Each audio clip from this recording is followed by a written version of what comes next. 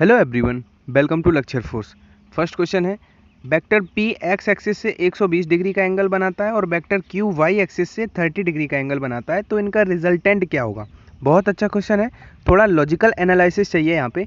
अगर हम देखें देखो ये क्वेश्चन वो है, अगर प्रैक्टिस अच्छी है तो आप देख के ही क्लिक कर सकते थे, इसमें कोई टाइम कंज्यूमिंग नहीं था। ये एक्स एक्सिस से अगर हम यहाँ पे ड्रॉ करें, ये एक्स एक्सिस और ये वाई एक्सिस, तो जो P है वो x से 120 का बना रहा है, तो x एक्सिस से 120 का बना रहा है, मतलब P की डायरेक्शन इधर कुछ होगी, ये P वेक्टर हमने माना। अब ठीक है, क्योंकि 90 यहाँ और 30 यहाँ, 120 बना। अब जो Q था वो y से 30 का बना रहा था, y से 30 का बनाना मतलब ये 90 इधर हो गया, इधर 30 ही तो था, यानी कि Q वेक्टर भी यही है।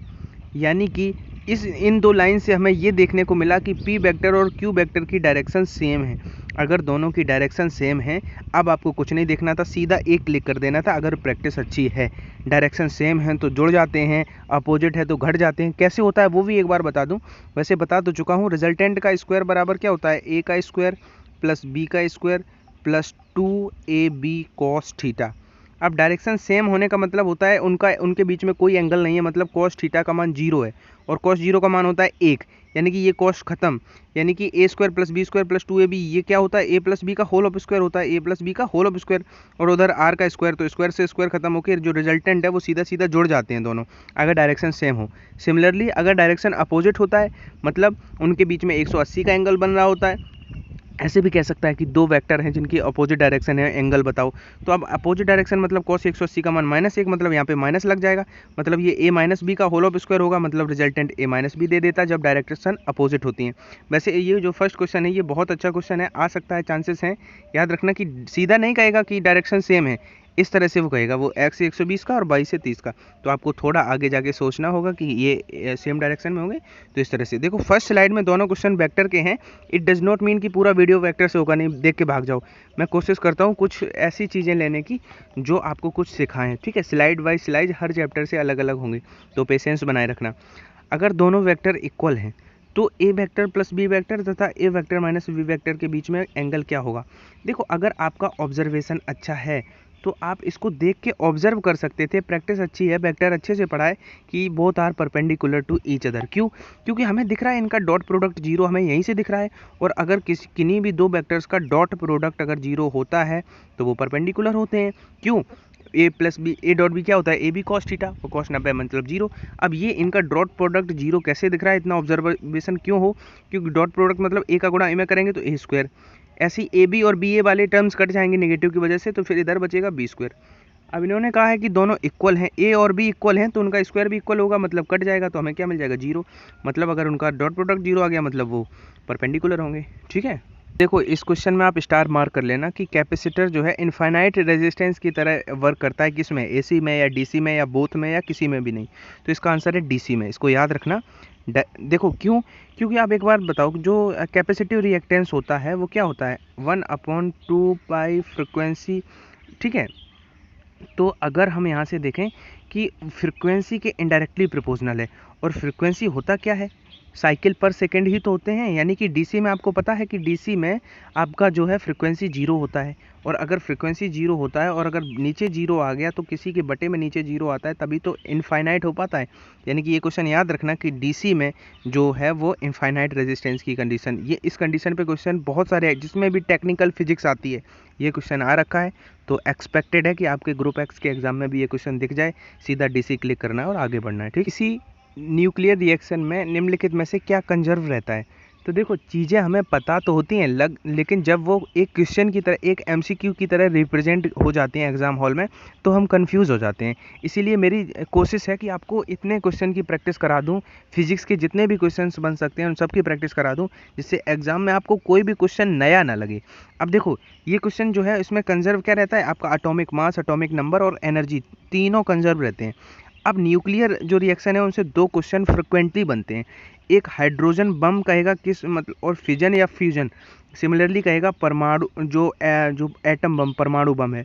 तो याद रखना कि परमाणु बम जो है वो नाभिकीय विखंडन, फ्यूजन, नाभिकीय विखंडन पे कार्य करता है जो आपका परमाणु बम होता है, और जो हाइड्रोजन बम होता है वो प्रिंसिपल पे फ्यूजन के, यानी कि संलयन के, याद रखना, हाइड्रोजन बम होता है वो संलयन के प्रिंसिपल पे होता है, और जो परमाणु बम होता है वो विखंडन के। अब एक बार नेवी के एग्जाम्स में क्या हुआ कि ये दो बातें तो याद रख ली आपने, लेकिन अगर मेरी बात सुनना, अगर जो है परमाणु बम वाले ऑप्शन में संलयन भी है, विखंडन भी है, और ऑप्शन में ये भी है कि संलयन भी हो सकता है और विखंडन भी हो सकता है, यानी कि फ्यूजन और फिजन दोनों हो सकते हैं, तो आप प्रायोरिटी उस ऑप्शन को देना, क्योंकि ये क्वेश्चन आ चुका है और वही उसने सही कंसीडर किया था। यानी कि जो विखंडन है वो आपका फिजन और फ्यूजन बोथ प्रिंसिपल पे हो सकता है, लेकिन जो हाइड्रोजन बम होता है वो केवल संलयन पे वर्क करता है। ठीक है, वायु के सापेक्ष किसी द्रव का जो क्रिटिकल एंगल है वो 45 डिग्री का है, तो फिर उसका रिफ्रैक्टिव इंडेक्स क्या होगा? वैसे तो नो डाउट ये क्वेश्चन इजी है, लेकिन आपके ही डोमेन में आता है, सिलेबस की डोमेन में, इसलिए मैं इसको करा रहा हूँ। और हो सकता है आपका रिवीजन ना हो या थोड़ी चीज़ें अगर भूल रहे हो, तो देखो जो आपका रिफ्रैक्टिव इंडेक्स होता है वो क्या होता है? 1/sin c, जहाँ पे जो c होता है वो होता है क्रिटिकल एंगल। ठीक है, याद रखना है इसको। अब इससे आप इजीली फाइंड कर सकते हो, रिफ्रैक्टिव इंडेक्स फाइंड करना है 1/sin45। अब 1/1/√2, तो √2 ऊपर जाएगा, यानी कि डी ऑप्शन। थोड़ा भी कंफ्यूज हुए कैलकुलेशन में तो 1/√2 भी मार्क्स कर सकते हो, फर्स्ट ऑप्शन में वही दिख रहा है, लेकिन थोड़ा केयरफुली करना है चीज़ों को। √2 इसका राइट आंसर हो जाएगा। 1000 हर्ट्ज फ्रीक्वेंसी की एक तरंग बिंदुओं x और y के बीच 400 मीटर की दूरी 2 सेकंड में तय करती है, तो बिंदुओं x और y के बीच तरंग दैर्ध्य की संख्या क्या होगी? अब देखो इस क्वेश्चन को पढ़ के एक ऑब्जर्वेशन हो जाना चाहिए था कि अगर हम मान लें कि m है नंबर ऑफ वेवलेंथ, और उसमें अगर लैम्डा का मल्टीप्लाई करें तो वो टोटल डिस्टेंस कितनी है? 400 है। यानी कि अगर हम पता कर लें कि लैम्डा की वैल्यू क्या है, ठीक है, और उससे डिवाइड कर दें 400 में, तो हमें पता चल जाएगा कितनी जो तरंग दैर्ध्य की संख्या कितनी है। तो हमारे लिए जो यहाँ पे चैलेंजिंग है वो यही तो है कि एक वेव की लेंथ फाइंड करना। तो देखो वो कैसे करेंगे। v बराबर क्या होता है? सबसे बढ़िया वाला फॉर्मूला n लैम्डा, सबने पढ़ा होगा। तो यहाँ से अगर हम लैम्डा निकालेंगे तो वो v/n आएगा। n हमें गिवन है कितना है? नीचे का डिनोमिनेटर पता है 1000 हर्ट्ज, यानी कि अगर चाल हम निकाल लें तो हमारा काम बन जाएगा, हमें लैम्डा मिल जाएगा। चाल क्या होता है? दूरी बटे समय। अब दूरी है 400 मीटर की, समय है 2 सेकेंड, यानी कि जो वेलोसिटी है वो कितनी हो जाएगी? चाल बराबर क्या होता है? दूरी बटे समय, यानी कि 400/2 मतलब 200 हो जाएगी। मेरी बात ध्यान से सुनना, 2 जीरो से 2 जीरो कटे। अब 0.2 आया, 0.2 हमारा आ गया एक वेव का। अब हमें पता करना है कितनी है, तो टोटल m लैम्डा अगर है 400, और अगर हमें लैम्डा कितना लैम्डा इधर डिवाइड हो जाएगा, यानी कि 400 में अगर डिवाइड कर दें 0.2 से, तो वो हमें पता चल जाएगा तरंग दैर्ध्यों की संख्या। 0.2 मतलब एक जीरो ऊपर लगाएंगे, दशमलव खत्म हुआ। अब 240 से काटेंगे, कितनी बार कटेगा? 20 बार, तो 2000, यानी कि सी हमारा राइट आंसर है। बहुत अच्छा क्वेश्चन था, कुछ लोगों के लिए चैलेंजिंग में भी हुआ हो जो बिगिनर है, लेकिन अगर थोड़ा आपको है नॉलेज इन चीज़ों का तो अब डिफ़िकल्ट नहीं रहेगा। अगर एग्ज़ाम में आएगा, आई एम श्योर कि आप उसको परफॉर्म कर पाओगे। पिंड को मशीन द्वारा चलाया जाता है जो कि टाइम टी तक कांस्टेंट पावर प्रदान करता है, तो पिंड द्वारा चली गई दूरी डायरेक्टली प्रोपोर्शनल होगी। क्या आपको कोई ऐसा देखो इस तरह के क्वेश्चन भूल भुलैया क्वेश्चन होते हैं, ऐसा कोई फॉर्मूला जानते हो जिसमें पावर भी आता हो, टी भी आता हो, डिस्टेंस भी आती हो? तो इसके लिए आपको क्या है कि स्क्रीन पे अगर मैं भूल भुलैया करूँगा तो आधे लड़के तो यहीं से भाग जाएंगे, क्योंकि कट्टम काट हो जाता है। तो इसलिए देखो स्क्रीन पे दिख रहा होगा आपको साइड में, जो F बराबर ma सबको पता होता है, P बराबर W/T सबको पता होता है, और W को हम फोर्स इंटू डिस्प्लेसमेंट लिख सकते हैं, बटे T लिखा। उसके बाद हमने यहाँ पे रिप्लेस करा, आप सेकेंड लाइन में देखो कि हमने उसको रिप्लेस कर दिया किसको? एक्सीलरेशन का जो वैल्यू है ma में, जो एक्सीलरेशन है वो दूसरे वाले फॉर्मूले से रख दिया, 2s बटे आपका रख दिया 2s/t²। अब सिमिलरली आगे भी रिप्लेस करा तो हमने देखा, जो आप अब याद भी रख सकते हो इसको आप, कि जो s है वो डायरेक्टली प्रोपोर्शनल आया t⁻3/2 के, यानी कि ए हमारा राइट आंसर है। क्योंकि इस फॉर्मूले में इस क्वेश्चन के लिए डायरेक्ट कोई हमें ऐसा फॉर्मूला नहीं पता था, लेकिन इतना यहाँ पे करना ही पड़ता। लेकिन अभी आपका बेनिफिट ये है प्रैक्टिस का कि अभी 1 महीने के बाद पेपर है, तो बहुत सारे ऐसे क्वेश्चन होंगे जिनके आंसर्स भी आपको याद होंगे। बस एक बार एग्जाम से पहले भी इन वीडियोस का रिवीजन कर लेना, 2x स्पीड पे भले ही कर लेना, तो आपको देख लेना कि कितने आंसर्स भी याद होंगे, क्योंकि क्वेश्चन यहीं से बनेंगे। मैं 2 बार एग्जाम दे चुका हूँ यूट्यूब पर। मात्र देखो, ये मैं इसलिए नहीं कह रहा हूँ कि अपना वो कर रहा हूँ, अपना मतलब वाह वाह, ये मैं इसलिए कह रहा हूँ कि आपको एक बात बताऊँ कि अगर आपको ये लगता है कि ये जो कंटेंट है वो एग्ज़ाम ओरिएंटेड नहीं है, तो मैं आपको बता दूं कि YouTube पे कोई ऐसा ट्यूटर नहीं है जो फिजिक्स पढ़ा रहा हो डिफेंस एग्जाम्स के लिए और खुद फेस कर चुका हो। चाहे वो किसी का नाम यहाँ पे नहीं लूँगा, चाहे वो कितने 1 लाख 1.5 लाख सब्सक्राइबर होने वाले हैं, उन्होंने कभी एग्ज़ाम नहीं दिया है, उन्होंने अपने स्टूडेंट्स से ही फीडबैक लिया है, उसी के बिहाफ पे वो चीज़ों को पढ़ा रहे हैं। मैंने खुद एग्ज़ाम केवल दिया नहीं है, क्रैक भी किया है, 2 बार किया है। फॉर्चुनेटली अनफॉर्चुनेटली ज्वाइन नहीं कर पाया, लेकिन मैंने देखा है एग्ज़ाम को बहुत करीब से, तो आप क्वेश्चन के बारे में बिल्कुल भी टेंशन ना लिया करो कि ये क्वेश्चन क्या रिलेवेंट होंगे। ये आप अपने सीनियर से पूछ सकते हो, जो एग्ज़ाम दे के आते हैं वो रह नहीं पाते हैं बिना थैंक्स बोले कमेंट सेक्शन में, और ये आपके साथ भी होने वाला है, बस थोड़ा पेशेंस रखना। और अगर ऐसा आपके साथ हो तो बस एक काम कर देना, अपने जूनियर को रिकमेंड कर देना कि लक्ष्य एयरफोर्स से जाके पढ़ो, अगर आपकी हेल्प हो। अगर नहीं हो तो आके गालियाँ ज़रूर देना। इस तरह के परसेंटेज एरर के क्वेश्चन में आपको पेन और पेपर नहीं उठाना है, आपको अपना कंप्यूटर स्क्रीन में इसको ऑब्जर्व करना है और ये देखना है कि ए में 1% है, बी में 3%, सी में 4% और डी में जो एरर है वो 2% है। केवल ये देख के ऑब्जर्व ये करना होता है। पावर आगे आ जाती है, इसको आप बिना यूजिंग पेन एंड पेपर एक लाइन लिख के कर सकते हो, क्योंकि पावर आगे आ जाएगी और जिसका एरर हो वो हो जाएगा। जैसे ए का लिखेंगे तो 3 आगे आएगा, और ए में एरर कितना था, ए में 1% था तो 1%, बीच में प्लस लगाते जाएंगे। बी का पावर कितना है, 2 आगे आ जाएगा, और बी का परसेंटेज कितना है, 3% तो 3 लिखा। अब डिवाइड है तो ये नहीं है कि माइनस लगा दोगे, डिवाइड में भी प्लस लगाना है, ये मैं बता चुका हूँ। अब सी की पावर कितनी है, सी की पावर है अंडर रूट। अंडर रूट का मतलब होता है जैसे सी पे रूट लगाए तो रूट हटाएंगे तो सी की पावर 1/2 आएगी, और पावर आगे आ जाती है तो 1/2 आगे आ जाएगा। और सी का एरर कितना है, 4% तो 4 लिखा। प्लस डी का पावर कितना है, 1, कोई पावर नहीं है तो 1 पावर होता है, और डी का जो है परसेंटेज कितना है, 2% आगे आ गया। सबको जोड़ दो आंसर, जैसे 3 और इसका गुणा करेंगे तो 6, 6 3 9 हुआ, 9 के बाद 2 यहाँ से 11 और 2 13, यानी कि 13% इसका ओवरऑल जो है वो परसेंटेज एरर हो जाएगा। तो इस तरह के क्वेश्चन में आपको केवल एक सिंगल लाइन लिखनी है, पूरा सजा के नहीं लिखना है फॉर्मूले, ठीक है। नेक्स्ट क्वेश्चन है, यदि वेलोसिटी जो है प्रेशर का स्क्वायर रूट बटे एक्स है तो एक्स की डायमेंशन क्या होगी। देखो ये वैसे इजी है, लेकिन इस तरह का क्वेश्चन जैसे आ गया मान लो, तो इधर वेलोसिटी का लिखा, उधर प्रेशर का लिखना है, उसका स्क्वायर रूट करना है बटे एक्स, और एक्स की डायमेंशन निकालनी है। तो देखो स्क्वायर रूट में अगर कोई चीज़ लिखी है तो दोनों पक्षों का वर्ग कर देना, ठीक है। दोनों पक्षों का स्क्वायर करोगे तो इधर हमें मिल जाएगा v², उधर स्क्वायर रूट खत्म हो जाएगा और बटे एक्स हो जाएगा। यानी कि एक्स की अगर हम डायमेंशन निकालें तो क्या आ जाएगी, एक्स का वैल्यू निकालेंगे तो वो क्या, एक्स जो है वो क्या आ जाएगा, पावर की डायमेंशन बटे वेलोसिटी का स्क्वायर का डायमेंशन। अब पावर का भी आपको पता है भगवान की कृपा से, और वेलोसिटी का भी पता है, दोनों का डायमेंशन रखना, तो डी हमारा राइट। आई थिंक कि mt की पावर -3 आ जाएगा इसका, ठीक है। पावर और वेलोसिटी का डायमेंशन रख के डिवाइड कर लेना।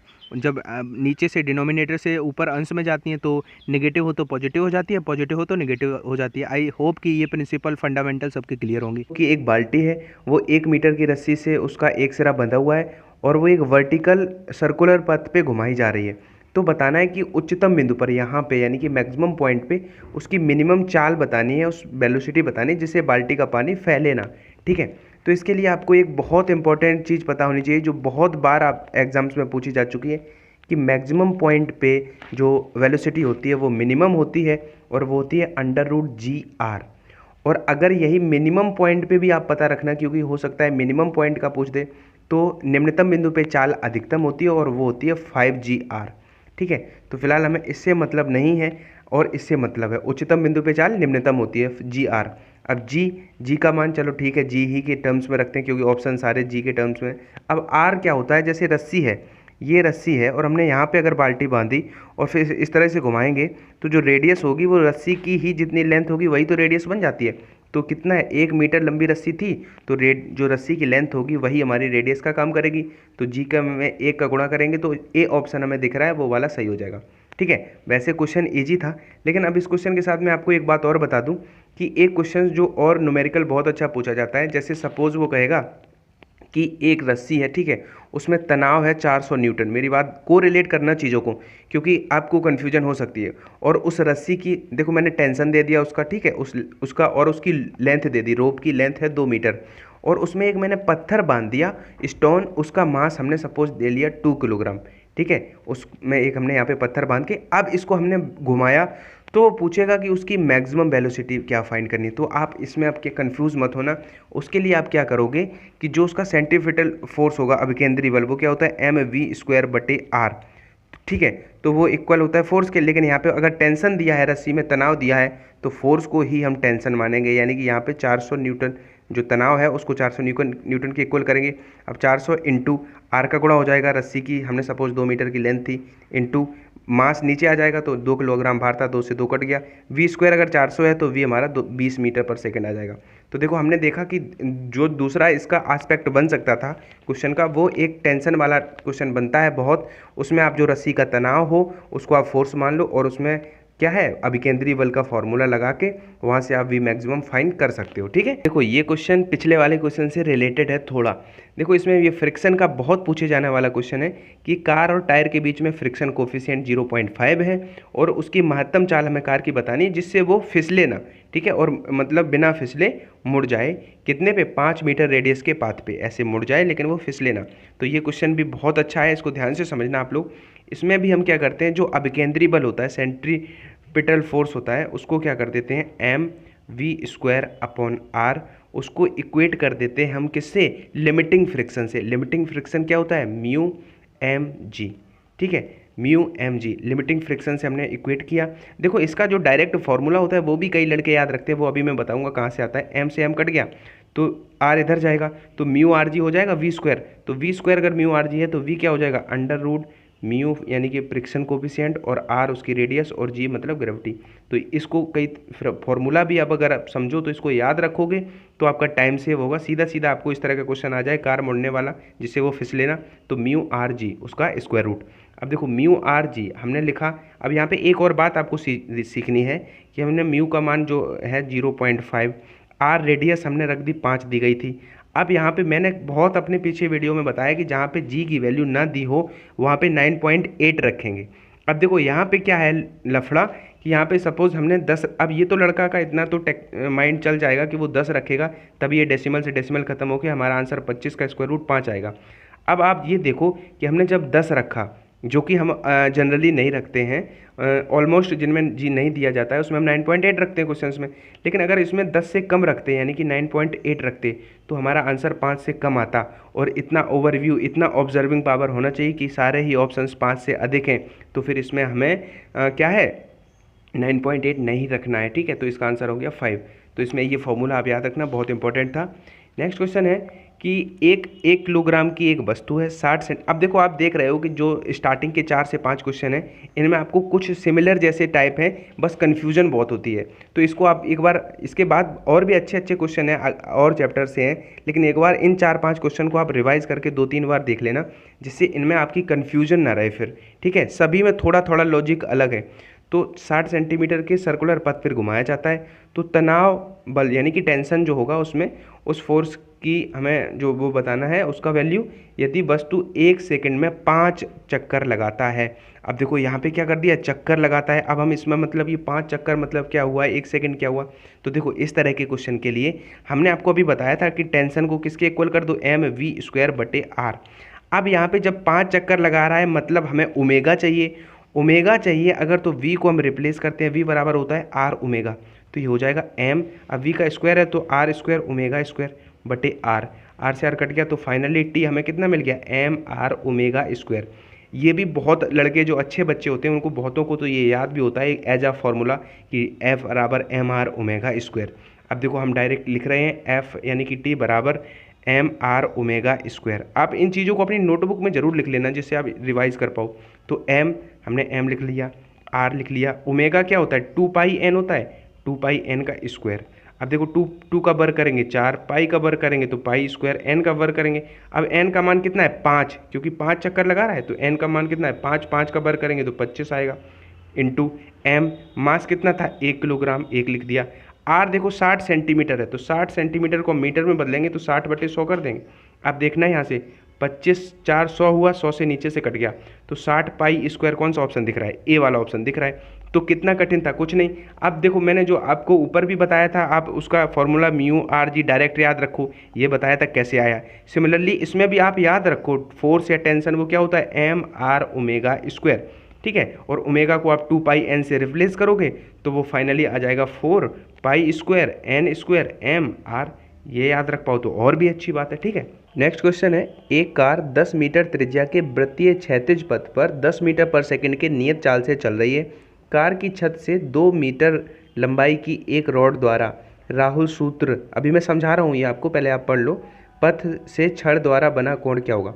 देखो आप सबने नोटिस किया होगा जैसे वो एक मूवी आई थी टार्जन द वंडर कार, तो उसमें आपने देखा था एक वो लटका हुआ रहता है, तो उसी सपोज वो रॉड से लटका हुआ है तो उस रॉड की क्या है इन्होंने लेंथ दे दी है कितनी, 2 मीटर, और इन्होंने उस कार जो जैसे कार यहाँ पे आपने देखा कार कहीं मुड़ रही है तो आपने देखा है वो भी किसी एंगल से वो भी मुड़ जाती है। तो वही पूछा है कि वो छड़ जो है वो रॉड जो है कितना एंगल बनाएगी। बहुत अच्छा क्वेश्चन है और ये बहुत बार वेरियस एग्जाम्स में आ भी चुका है। अभी मैंने आपको देखो सबसे पहले तो आप माइंड मेकअप कर लो कि इस तरह का क्वेश्चन आ जाए तो आपको ये पूरा नहीं पढ़ना है। आपने ये इंग्लिश वाले अपना अकॉर्डिंगली देख सकते हैं। आपने देखा जैसे ही वृत्त की उस पर सर्कुलर पे मुड़ रही है तो उससे एंगल बना पूछा गया। सिंपली अभी मैंने आपको वी का फॉर्मूला बताया था म्यू आर जी, जहाँ पे आर उसकी रेडियस थी। तो अगर यहाँ पे म्यू एस बराबर क्या होता है टेन थीटा, तो म्यू को हम रिप्लेस कर सकते हैं किससे टेन थीटा से। तो टेन थीटा आर जी लिख सकते हैं। अब टेन थीटा आर जी में हमें थीटा फाइंड करना है तो वो क्या हो जाएगा वी स्क्वायर बटे आर जी इधर आएगा तो बटे आर जी बराबर टेन थीटा।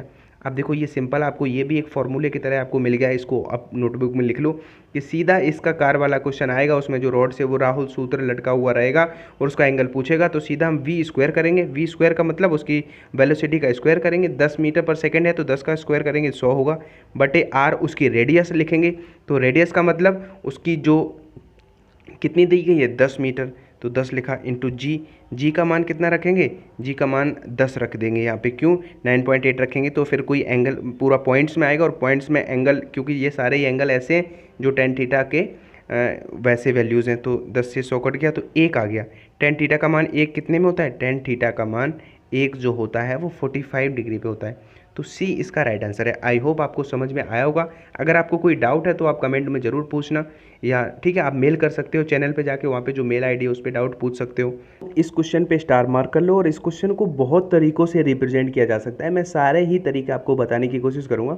पहले समझते हैं कि ये क्वेश्चन क्या है।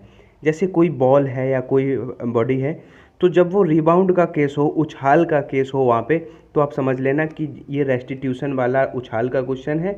उसमें क्या है कि एक जो फॉर्मूला है वो बहुत ज़रूरी है कि जैसे nth रिबाउंड जैसे कहे, जैसे इसमें तीसरे उछाल की बात करी गई है, आपसे सपोज सीधा सीधा यही कह दे सबसे जो बेसिक कि 100वें उछाल के बाद उसकी हाइट क्या रहेगी, तो आपको क्या करना है कि एक फॉर्मूला याद करना है कि h जो होगी nth हाइट के बाद वो जो h इनिशियल इंटू टू की पावर ई की पावर 2n, जहाँ पे e जो है कोफिशिएंट ऑफ रेस्टिट्यूशन है। देखो ये चीज़ हो सकता है जो पहली बार पढ़ेंगे वो उनको लगे कि अरे बहुत कठिन बात है, तो कोई कठिन बात नहीं है। अभी मैं एग्जांपल कहूँ कैसे क्वेश्चन आया था एक बार कि उसके 100वें उछाल के बाद उसका हाइट, तो ऑप्शन कौन सा सही था कि 100वें हाइट के बाद तो h 100 के बाद कितनी होगी हाइट उसकी, h इनिशियल ई होता है कोफिशिएंट ऑफ रेस्टिट्यूशन, ठीक है। ई की पावर 100 भी थी तो यहाँ की ई की पावर 200 हो जाएगी। जो आपको ये ऑप्शन दिखे उसको क्लिक कर देना। अब इस क्वेश्चन में क्या है कि थोड़ा लॉजिक लगाना पड़ेगा आपको। मैं समझाता हूँ क्या कह रहा है कि तीसरे उछाल के बाद कुल चढ़ान काल, यानी कि तीसरे उछाल के जैसे कोई बॉल है यहाँ पे गिरी तो जब एक उछाल होगी कुछ हाइट पे जाएगी, दूसरी के बाद और कम हाइट पे जाएगी, तीसरी के बाद और कम हाइट पे जाएगी, चौथी, तो ऐसे ऐसे हाइट कम होती जाएगी। तो आखिर पहले में जो टाइम लग रहा होगा दूसरी में और कम लगेगा, तीसरी में और कम, तो तीसरी के बाद का टाइम पूछा है। और तो इसमें कैसे करना है, तो आपको सबसे पहले तो आपने वही देख लिया जो अभी मैंने फॉर्मूला। अब h बराबर U T plus half, you तो इनिशियल 0 है तो हाफ जी टी स्क्वायर हो जाएगा, हाफ जी टी स्क्वायर। अब इसमें टाइम लगाना कोई समझदारी नहीं है, तो ये तो आपको सबको पता होगा कि ये फॉर्मूला ड्राइव होके आता है टी का। अब अगर ये आता है टी का तो ऐसे सिमिलरली T1 का होगा उसमें 2h1 बटे जी होगा, T2 का होगा, हमें बात T3 से मतलब है, तो T3 का मतलब हमें तीसरे वाली का थर्ड बाउंडिंग के बाद पूछा है काल, तो क्या हो जाएगा 2h3 अपॉन जी। अब थोड़ा आप ध्यान देना, थोड़ा ध्यान इसलिए देना क्योंकि T3 अभी मैंने आपको सिमिलर बताया था कि आप H3 को किस तरह से लिख सकते हो ई के टर्म्स में, क्योंकि ऑप्शन ई के टर्म में है तो हम लिख सकते हैं 2, हमने लिखा ठीक है 2। H3 को हम क्या लिख देंगे 2h3 मतलब तीसरे हाइट, तीसरे बाउंड के, तीसरे उसके बाद तीसरे उछाल के बाद थर्ड रिबाउंड के बाद ई की पावर कितना हो जाएगा, मैंने बताया था 2n हो जाता है, तो ई की पावर तीसरा है तो 2 की पावर 6 हो जाएगा, 2 की पावर 6 और इनिशियल जो h था, और ठीक है, और बटे में g हमने लिख दिया। अब आप देखो e की पावर 6 हमारा बाहर आएगा स्क्वायर रूट से, तो e की पावर 3 बचेगा, e की पावर 3 बचा इंटू, अब जो स्क्वायर रूट में लिखा है 2h अपॉन जी, यही तो हमारा t होता है, तो e की पावर 3 और t। अब देखो ये हो सकता है बहुतों को बहुत कठिन लग रहा हो, लेकिन जिन्होंने थोड़ा भी प्रयास किया है समझने का या इससे पहले कभी थोड़ा समझा था तो ये ऑप्शन वो एलिमिनेट कर देते, ये कर देते, ये कर देते, ये कर देते। क्यों, क्योंकि उन्होंने देखा कि तीसरे उछाल के बाद थर्ड रिबाउंड के बाद तो e की पावर 2n से वो e की पावर 6 थर्ड का गुणा करेंगे 6 आएगा, और 6 जब स्क्वायर रूट से बाहर आएगा, कंपैरिजन कराएंगे इनिशियल वाले से, तो e⁻³ ही आंसर होगा इसका।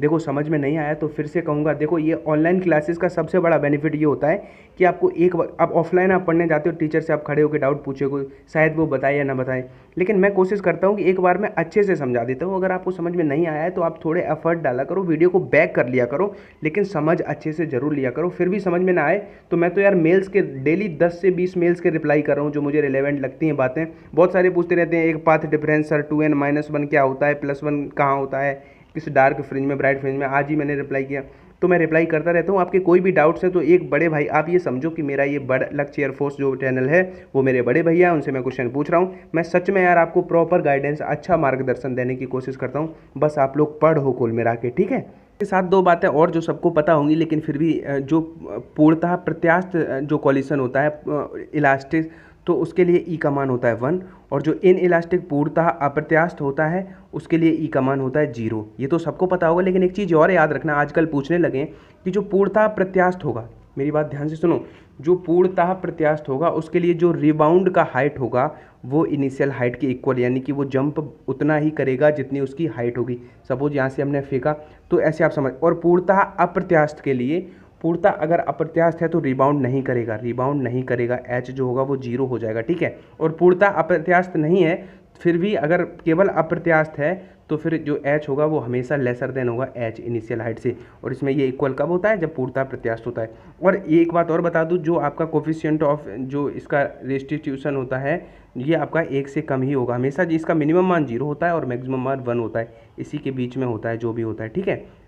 तो सरफेस पे एस्केप वेलोसिटी 11 किलोमीटर पर सेकेंड है। यदि किसी अदर प्लेनेट पे हम जाते हैं जिसकी रेडियस अर्थ से ट्वाइस है, यानी कि 2 गुनी है, परंतु उनका डेंसिटी सेम है, अर्थ के ही इक्वल है, तो फिर उस प्लेनेट से जो एस्केप वेलोसिटी है उसका वैल्यू हमें फाइंड करना है। तो देखो मोस्ट ऑफ द स्टूडेंट, 80% लड़के लगभग इसमें कंफ्यूज होंगे और वो सोचेंगे कि एस्केप वेलोसिटी अनचेंज रहती है, उस पर रेडियस का इफेक्ट नहीं पड़ता है, और वो 11 ही क्लिक करेंगे, जो कि गलत होगा। क्यों? ध्यान से समझो, बहुत अच्छा क्वेश्चन है, चांसेस है कि ऐसा क्वेश्चन आपको दिखेगा। इन्होंने एक टर्म दिया है कि परंतु माध्य घनत्व तो इक्वल है।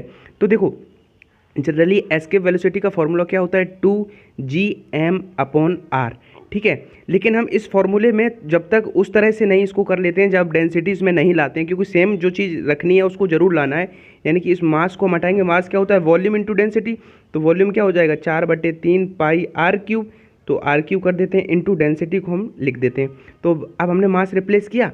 अब देखो ये सब आप केवल समझो, बाकी आपको इतना करना नहीं है। एक बार अगर आप समझ लोगे, r से ये r³ कितने, r² बचा होगा, ऊपर बचा 8/3 g, इन सब से हमें फिलहाल मतलब नहीं है रो से, हमें केवल मतलब किससे, r² के डायरेक्टली प्रोपोर्शनल है, किसके, √r², क्योंकि ऊपर r बचा होगा। अब हमने देखा कि एस्केप वेलोसिटी r² के डायरेक्टली प्रोपोर्शनल है, तो इतना आप स्क्रीनशॉट ले लो। अब देखो उस प्लेनेट पे हमें निकालना है, तो वेलोसिटी एस्केप जो प्लेनेट पे और अर्थ के, वो क्या हो जाएगा, अब उस पर 2 गुनी त्रिज्या थी, तो 2 गुनी हमने 2r करी, और उसका स्क्वायर करना है, और नीचे r ही रखेंगे, उसका स्क्वायर करना है, तो स्क्वायर से स्क्वायर तो कट जाएगा, और 2 का वर्ग हो जाएगा 4, और 4 का जब हम वर्गमूल लेंगे तो बाहर हमें 2 मिलेगा। अब क्रॉस मल्टीप्लाई करेंगे तो उस प्लेनेट का जो एस्केप वेलोसिटी होगा वो क्या हो जाएगा, ट्वाइस हो जाएगा किसका, अर्थ के एस्केप वेलोसिटी की। तो इसका आंसर 22 आपका किलोमीटर पर सेकेंड हो जाएगा। बहुत अच्छा क्वेश्चन।